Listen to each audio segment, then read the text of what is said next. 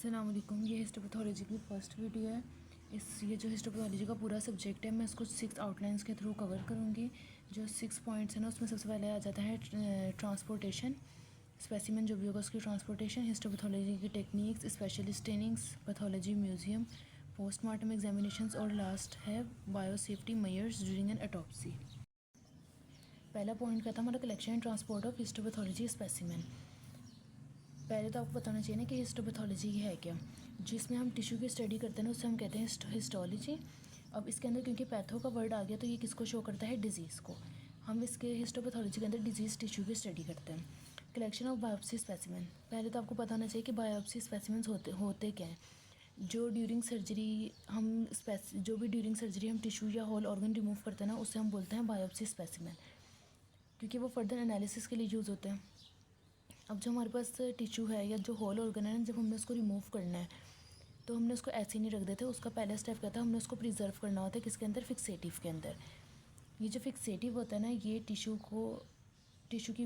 में जो सेल होते हैं उसकी मॉर्फोलॉजी को, स्ट्रक्चरल मतलब साइज़ और शेप को, इन चीज़ों को प्रिजर्व करता है।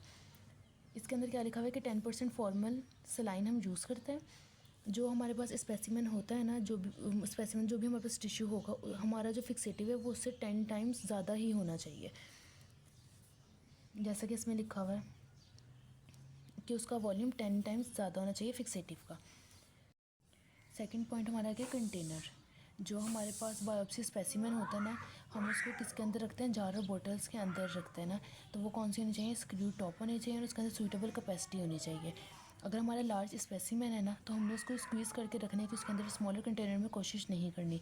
जब हमारे पास स्पेसिमेन होगा हमने उसके अकॉर्डिंग जार लेना है और इतना लेना है कि उस ऑर्गन या जो हमारे पास स्पेसिमेन है उससे 10 टाइम्स ज़्यादा वॉल्यूम के अंदर हम फिक्सेटिव उसमें ऐड कर सकें। अगर हम ऐसा नहीं करते ना, तो उसका रिज़ल्ट क्या होगा, इनएडिकेट फिक्सेशन होगी।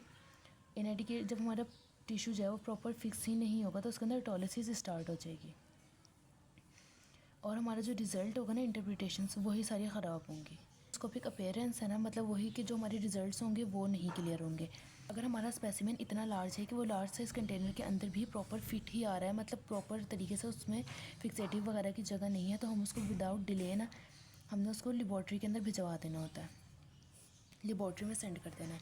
समटाइम्स हमारे पास कोई आ जाते हैं एम्पूटेटेड लिम्स आ जाती हैं, जो क्या होती हैं, फुट, फिंगर, टो, आर्म्स या लेग्स, इनमें से किसी का सैंपल आ जाता है। तो हमने उसको रैप करना होता है रबर शीट के अंदर, फिर आगे फर्दर प्रोसेस होता है। अगर हमारे पास आ गया है ना कोई बल्कि सॉलिड स्पेसिमेन, तो जो हमारे पास लार्ज शार्प नाइफ्स होती है ना, हमने उससे जो क्लीन शार्प नाइफ्स होंगी हमने उससे बाइसेक्ट करना है उसको और फिर आगे फर्दर फिक्सेशन वगैरह करनी है। तो हमारे पास ऐसा है कि हमारे पास जार्स वगैरह अवेलेबल, जो फिक्सेटिव वगैरह वो नहीं है या जार्स वगैरह अवेलेबल नहीं है, तो हमने स्पेसिमेन को जो हमारा फ्रेश स्पेसिमेन होगा हमने उसको लेबॉर्ट्री में सेंड कर देना है। या तो अगर हम नहीं सेंड कर सकते ना, तो हमने उसको रैप करना होता है मॉइस्ट कॉटन के अंदर और उसको हमने रख देना है रेफ्रिजरेटर के अंदर ओवरनाइट के लिए।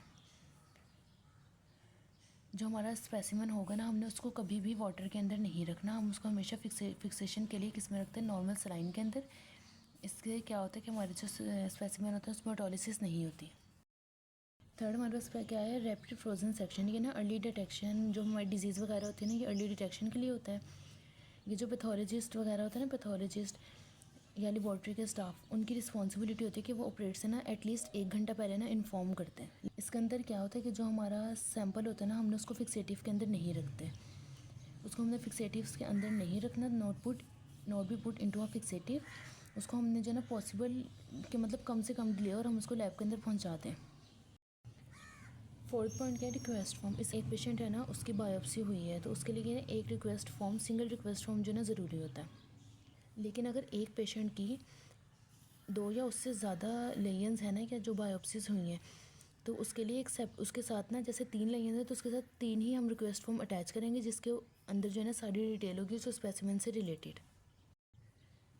अगर उस पेशेंट का कोई प्रीवियस स्पेसिमेन लैब में प्रोसेस के लिए जा चुका है तो हमने जो नेक्स्ट स्पेसिमेन होगा ना, हमने कोशिश करनी है कि उसके ऊपर जो है ना आईडी नंबर वगैरह मेंशन कर दें अगर वो पॉसिबल है तो। अगर जो सारा प्रोसीजर है वो हॉस्पिटल की लैब में नहीं हो रहा है या किसी और लैब के अंदर हो रहा है ना, तो वो भी सारा क्लियरली मेंशन करना है। जो मेडिकल ऑफिसर्स हैं ना, या जो इंचार्ज हैं जो केस को डील कर रहे हैं, ये उनकी रिस्पॉन्सिबिलिटी होती है कि वो फॉर्म को कंप्लीट करके फिर सेंड करें लैब में। जो रिक्वेस्ट फॉर्म होता है ना, उसके ऊपर जो हमारी बायोप्सी है उसकी भी स्पेसिफिक इन्फॉर्मेशन होगी, लेकिन उसके अलावा अगर कोई और इलनेस है ना, हम वो भी मेंशन करते हैं। जो सर्जिकल केसेस होते हैं ना, उसके अंदर हमने जो है ऑपरेशन की जो नेचर है वो मेंशन करनी होती है, और जो स्पेसिमेन हम सेंड कर रहे हैं ना लैब के अंदर, उस पार्ट के बारे में सारा बताना होता है, मेंशन करना होता है। अब फिफ्थ पॉइंट हमारे पास क्या है, लेबलिंग ऑफ स्पेसिमेन। ये जो मेडिकल ऑफिसर्स होते हैं ना, ये उनकी रिस्पॉन्सिबिलिटी होती है कि वो स्पेसिमेन को प्रॉपर लेबल करके सेंड करें। इसके अंदर जो लेबलिंग होती है उसमें क्या क्या आ जाता है, पेशेंट का नेम आ जाता है, वार्ड का, हॉस्पिटल का, या जो स्पेसिमेन जो हमने सेंड किया ना उसका डेट और टाइम, सारा कुछ मेंशन करना होता है लेबलिंग के अंदर। These particulars should tally with दोस्त, सही है। जो रिक्वेस्ट फॉर्म होता है ना, उसके ऊपर जो सारी इन्फॉर्मेशन होगी ना, वो जो स्पेसिमेन के ऊपर हमने लेबलिंग की वो सारी मैच होना ज़रूरी है।